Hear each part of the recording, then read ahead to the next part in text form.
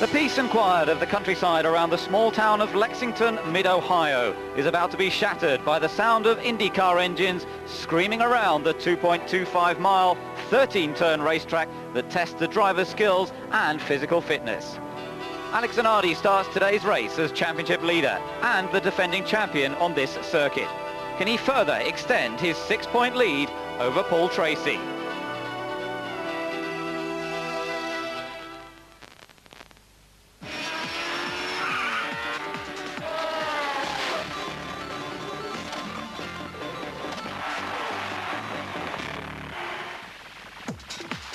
The Miller 200 is round 13 of the 1997 PPG Kart Series, and Eurosport is here to bring you all of the action. Hello and welcome from Ben Edwards and Jeremy Shaw. And as we look out of our commentary position opposite the pit, we can see there's a fair bit of cloud around, but thankfully none of the rain that's been forecast. There's the overhead view of the circuit, and you can see it's a tremendous crowd that's turned out to watch today. It's a brilliant place to watch a race because of the natural terrain with hills and slopes that gives them a great opportunity to see a lot of the track. There is a view of the circuit, and as you can see, we've got a couple of longish straights which open up the opportunities for overtaking. The cars already out on the circuit at the moment on their parade laps before we get this race underway. But let's just remind you what happened in qualifying yesterday, as you may have seen earlier on in the program. Alex Zanardi chased the pole position in yesterday's second qualifying session. Brian Herta was able to sit in the pits and wait for the Italian to improve his time. In the end, Zanardi was not able to challenge Herta's time from the Friday, and Zanardi, who we ride on board with right now, has to line up in second place on the grid. But he won't worry about that too much. He's up front, and in terms of the championship, he's concentrating on further extending his lead. This was the situation after Toronto and before the US 500. Zanardi was some 3 points behind Paul Tracy. But after that race in Michigan, Zanardi leapt to the top of the standings and now has a 6-point advantage over the Canadian. Gilles de Ferran, though, is not far behind in third place, and surely he's also due for a victory, having had a string of consistent podium finishes recently. Well, it really is a tremendous sight. As you can see, the top of the circuit, really hundreds and thousands of people here gathered together expecting a good race. We've seen some good racing already today. We've had some support program action already, and the Barber Dodge race was an absolutely tremendous battle up front, which was won by a young American called Andy Boss, but it really was a great fun, and we're looking forward to more of that sort of action. Let's take a little bit more of a look at the grid itself for the start of this race. Brian Herta then taking pole position. It's his first pole position for a couple of years, and he lives only an hour's drive away from here, so he's got a lot of support. Zanardi alongside him. Second row, Greg Moore and Gilles de Ferran both feature in the championship and both looking for a victory. Great fifth place for Dario Franchitti, but in a superb effort in qualifying, he's got Maurizio Gugelmin alongside him. Scott Pruitt and Christian Fittipaldi are together on the fourth row of the grid, and Fittipaldi, the faster of the two Swift drivers on this occasion once again. Jimmy Vasser was second here last year. He lines up alongside a twice winner on the Mid-Ohio Sports Car course, Michael Andretti. Raul Boesel and Parker Johnson share the sixth row of the grid. Parker Johnson qualifying a little bit better than sometimes. Mark Blundell still suffering with a very painful back. He trapped a nerve in his back earlier on this weekend. He lines up alongside the Mexican Michel Jourdain. Paul Tracy a long way down alongside twice winner here, Bobby Rahal. And then we've got Andre Ribeiro and the second of the Penske's, Alonso Jr. He's way down on the ninth row. Walter Sullers and PJ Jones join each other on the 10th row of the grid. And then a little further back, it's Adrian Fernandez, who's done not a bad job with the Lola, and funnily enough, he's got the other Lola alongside him of Richie Hearn. Then we've got Patrick Carpentier and Max Papis back at Mid-Ohio, where he made his IndyCar debut last year. Juan Fangio and Charlie Neerberg, who needed a clutch change after the warm-up this morning. In fact, the car is back in the pits as I speak to you right now, and there's more work going on Charlie's car. And at the back of the field, we've got Arndt Meyer and Hiro Matsushita. A look at the track and the race length, 83 laps of this track. Pit windows, you can see, around laps 27 to 30. 2 stops, and they should be reasonably comfortable on fuel. It shouldn't be too much of a problem for them.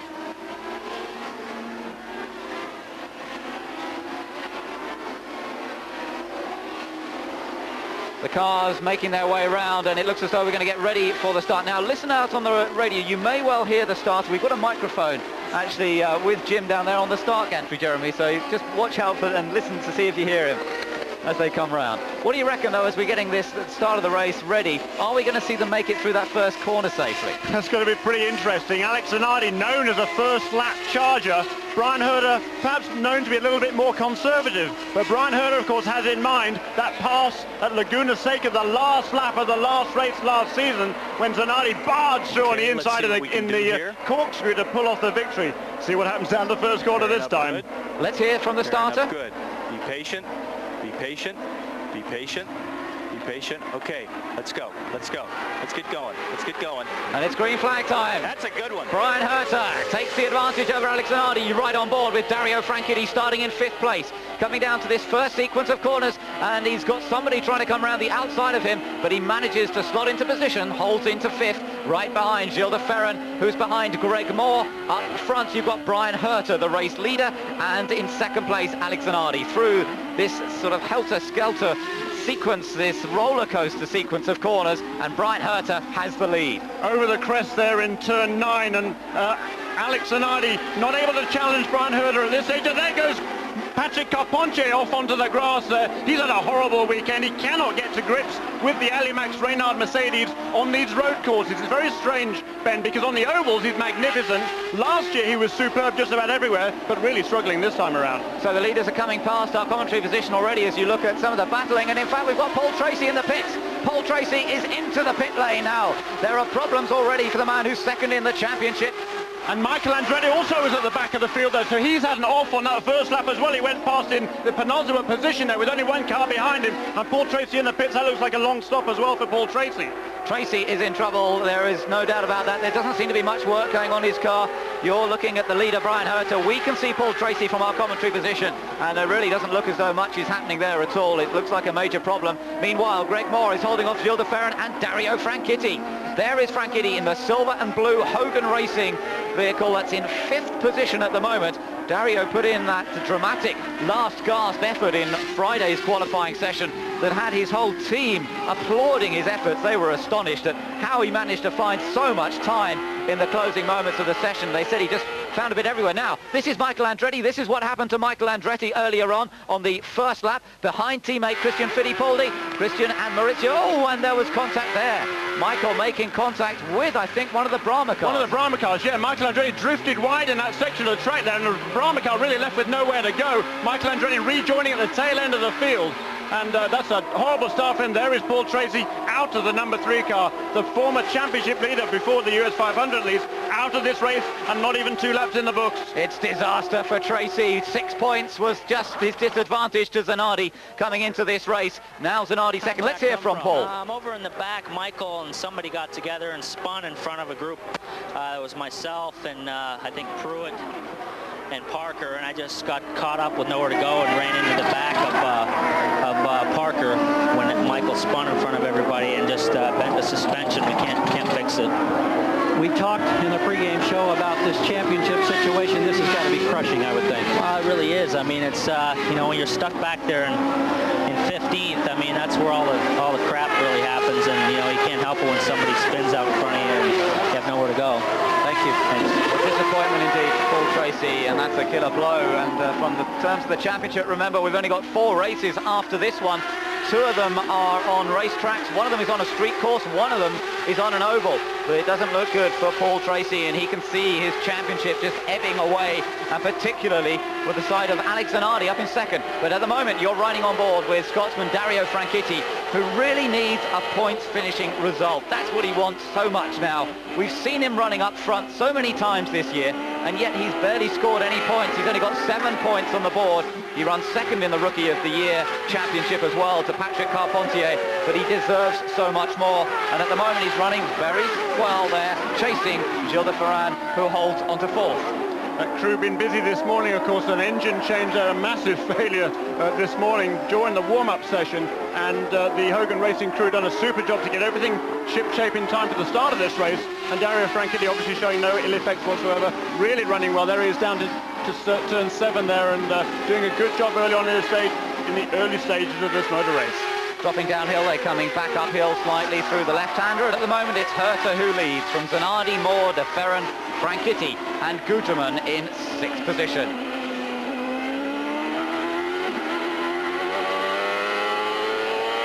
let's enjoy the ride a moment. Well, very briefly with Dario Franchitti. You can see there's a bit of a gap back then to Gugelmin, and then Fittipaldi with Scott Pruett and Jimmy Vasser going pretty well there. Vasser's holding on to 9th position at the moment, and Jimmy was very quick in this morning's warm-up. He was second fastest to Greg Moore in the warm-up this morning, just showing that they've got the sums a bit better on that car.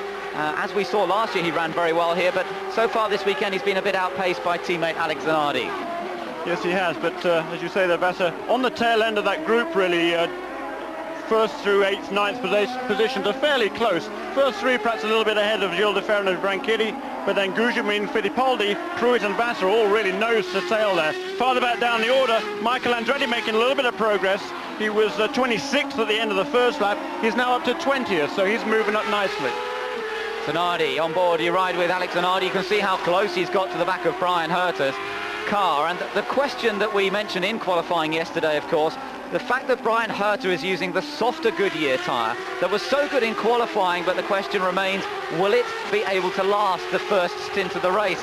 And the softer tyre may well go off earlier. Yeah, he needs to be patient. He knows he needs to be patient. He can't afford to push these tyres too hard too soon. 1 minute 10.0 last time around, so that's almost 4 seconds away from his qualifying time. But Brian Herter trying to be smooth, trying not to overwork either end of the car in the early stages of this race.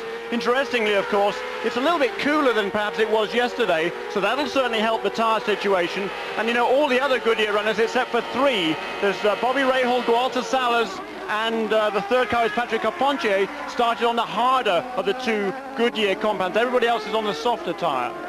So that's an interesting tyre choice. The tactics come into it, but as Jeremy mentioned, it is that bit cooler today. You've got a view just now from Zanardi's onboard camera of the overcast conditions that we've got today. First time we've had this sort of weather. It's been blazing sunshine for the last couple of days here in Lexington, but today it's easier on the drivers as well. Very, very physical racetrack this. They get very little break around the circuit. This is the carousel, as it's known. It's the last section of the track before they come back past the pits. And they're coming up to a very quick left-hander, taking at about 130 miles an hour, which is an important corner. Oh, and Blundell's got a puncture. Mark Blundell. Now, Mark was running down in 13th position. He's got contact to the back. The rear wing's damaged as well. It looks as though he's had an off there. And Mark Blundell running down in 13th position. Not lucky for him by the looks of it. And also, Alonso Jr. has just come into the pits. So there could have been contact between those two. We wait to find out what happened there, but Mark Blundell obviously in big trouble, and for the man who's run so well in the last few races, had a great result of course in Michigan as well last time out, following on from the win in Toronto, but it's not to be here in mid-Ohio, suffering with that painful back after trapping the nerve. He makes his way into the pits as you watch Alonso Jr. coming out of the pit lane now, and Junior continues his run of bad luck, but we wait to see what exactly happened there. Hopefully we'll get a replay of the situation. Let's take a look and see if we can determine what happened. Well, there you see contact was made. It was a bit hard to tell from there exactly what started it. Yeah, that's going into turn 5 there at the top of the hill, and Unser had been behind Mark Blundell, so I think one has to presume that Alonso Jr. was trying to make some kind of a pass there, and obviously didn't work out too well for either of them. And then I think Adrian Fernandez also involved in that little fracas as well. He has been in the pits and is back out into the race. So that doesn't affect the leaders, but look at Greg Moore now in 3rd place as we wait to see if Blundell's going to go back out there, putting on a new rear wing by the looks of things, and then deciding whether to continue or not. And Mark discussing with Alan McDonald, no doubt, as to what they should be doing. But just notice how the blue and white car there at the back of that little group, that's Greg Moore, the Canadian, who's had a sequence of non-finishes in recent races, but is still well up in the championship. Took his first win earlier on this year, if you remember, in Milwaukee. He's closed right up to the 2 leaders now. He's running on the Firestone tyre, the same tyre that Alex Zanardi's using, and Zanardi will be all too aware of the fact that Greg Moore is right behind him, and that may be the encouragement that Zanardi needs to start putting Herter under increased pressure and to look for a way past the race leader. You've already talked about how difficult it is to overtake on this racetrack, though, and Brian Herter knows this place better than anybody. He's raced here in Indy Lights, he's raced here in Barber Dodge, or Barber Saab as it was back then, when he won the championship 5 or 6 years ago, and he's won championships here before. He knows exactly what it takes to get around this racetrack. He knows how fast he can go around here because he won the pole, and he also knows how to protect the line. This corner is important here, turn 1, protect the line here up into the keyhole, turn 2. He knows he's far enough ahead there that Zanardi's not going to make a jump at him. But coming off this corner here, this is the critical place. There was Herter Very smooth off the exit, a great run off that corner, and he's able to pull out a little bit. Zanardi is not able to get a run at him on the main straightaway. That's the main place to pass, down at the end of that straight. Well, we've seen Mark Blundell in trouble already, and hopefully we've got Mark down in the pits in a moment to be able to have a word with him. No luck whatsoever. Did you see any of that coming up from behind in your mirrors? Well, yeah, unfortunately for us, we had a little bit of a problem.